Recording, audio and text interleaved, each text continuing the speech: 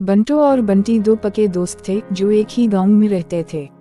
दोनों का बचपन एक साथ गुजरा और हर वक्त साथ रहते, खेलते और मौज मस्ती करते। उनकी दोस्ती की मिसाल पूरे गांव में दी जाती थी। बंटू एक बहुत ज़हीन और शरारती लड़का था। वो हमेशा नए नए ख्यालात सोचता और उनको अमली जामा पहनाता। कभी पतंगबाजी करता, कभी दरख्त पर चढ़ जाता और कभी गांव के बच्चों को अपनी कहानी सुनाकर महसूस करता। दूसरी तरफ बंटी कुछ शर्मीला और संजीदा था, मगर बंटू के साथ होते हुए वो भी शरारतों में पीछे नहीं रहता था।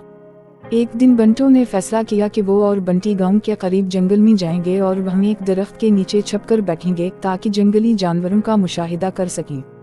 बंटी पहले तो थोड़ा डरा, लेकिन बंटू की जिद के आगे वो हार मान गया। दोनों दोस्त अपने सफर पर निकले और जंगल के अंदर एक बड़े दरख्त के नीचे बैठ गए।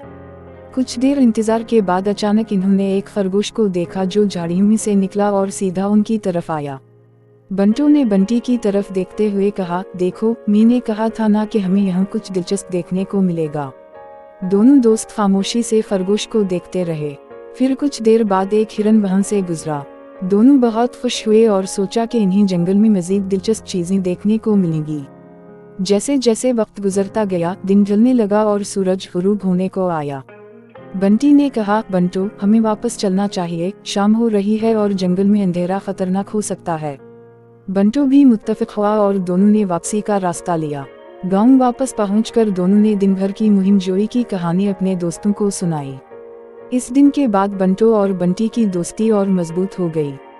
दोनों ने सीखा कि दोस्ती में न सिर्फ मजा होता है, बल्कि एक दूसरे का ख्याल रखना और मुश्किल वक्त में साथ देना भी जरूरी होता है। यूं बंटू और बंटी की ये मुहिम जोई उनकी यादों का एक खूबसूरत हिस्सा बन गई और उनकी दोस्ती हमेशा के लिए मजीद गहरी हो गई।